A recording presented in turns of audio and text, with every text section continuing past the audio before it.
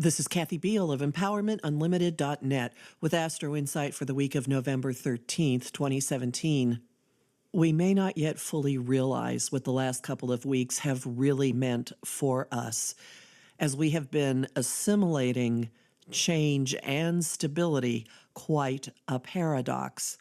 This week, however, we're dealing with another paradox, which is the mingling of fire and water, and the water is not putting out the fire.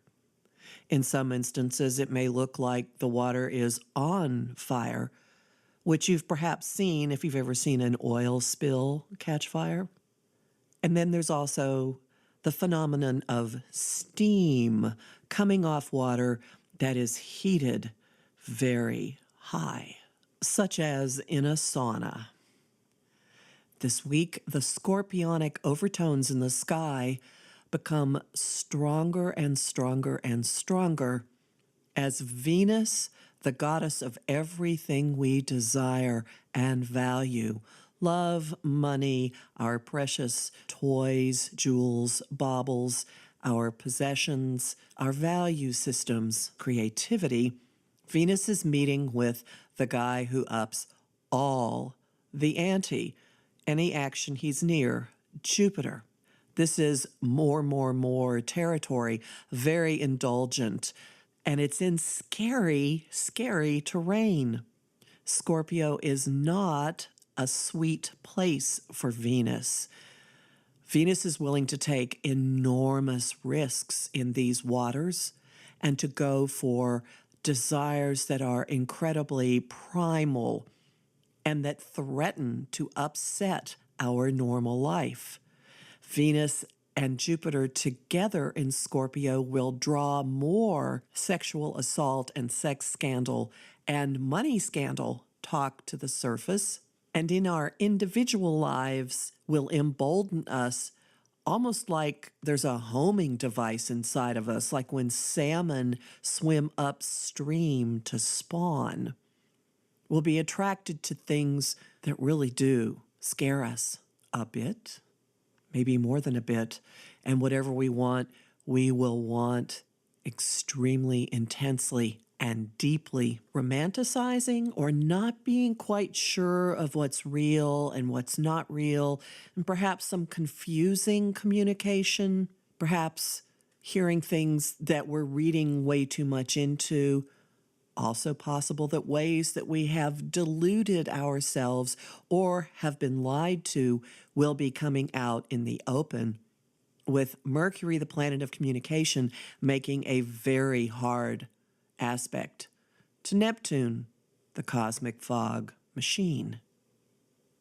Venus is making a really sweet aspect to Neptune while this is happening. Venus, the goddess of love, meeting the font of spiritual and transcendent love. It could be a blissful and beautiful time.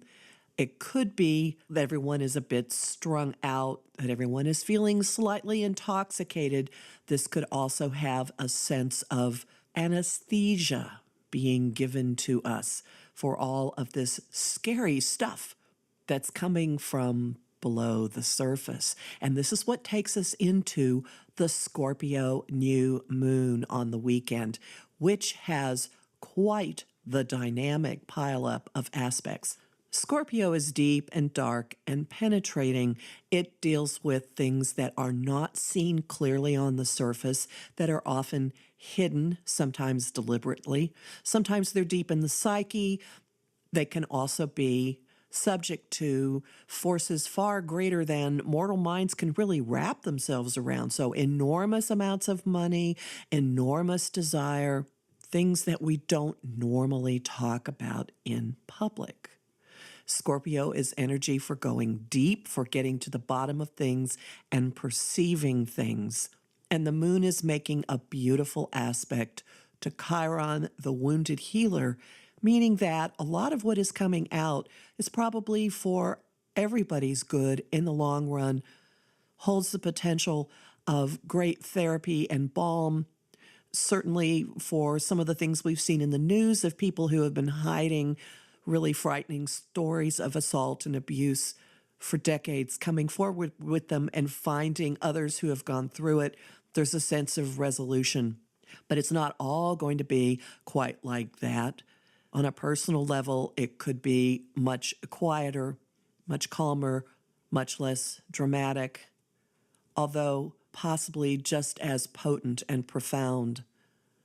And at the same time this is going on, the rulers of Scorpio, Mars and Pluto, the two most aggressive influences in the sky, are in a shoving match. So we're not going to just sit around and dive and be quiet and do navel gazing or even do rituals to release and purge. Although, trust me, there will be a lot of releasing and purging going on. Scorpionic and Plutonic energy really does invite cleaning your closets out metaphorically and physically. But all kinds of agreements and relationship structures are going to be pushed off dead center, pushed off fences, pushed into action. There's something here about restructuring, moving forward, pushing something ahead. And you may find that there is a weird echo to the end of December 2013, which is a time period I've talked a lot about, in what you see starting to evolve in your own life, inside you and in relationships in particular. Could be that the masculine is going to fight back strongly against the feminine uprising that we've been witnessing. Could be that the masculine archetypes in your own life are going to participate in reordering and rearranging your long-term goals and the relationship ground rules that you've been living by. And just as a fun fact, while this is going on, Jupiter, remember him, the guy that makes everything bigger that he touches, will be exactly conjunct an asteroid we hardly ever talk about, named Karma, in Scorpio. You might want to make some popcorn. Won't this be interesting? The homing thought of the week: we have nothing to fear but fear itself. Song of the week: oh, I have a bunch of them. I Want You to Want Me by Cheap Trick. I know I've mentioned that before. The Killing Moon by Echo and the Bunnymen. How Deep Is Your Love by the Bee Gees. Boy, those are three songs you'd probably never hear put together, at least not those three bands. And the image of the week is diving in an underwater cave. If you'd like to know what this means for you personally, visit my site, empowermentunlimited.net, where, if you sign up for my mailing list, I will send you a Jupiter in Scorpio quick reference guide, and where you can also book a session with me. Talk to you next week.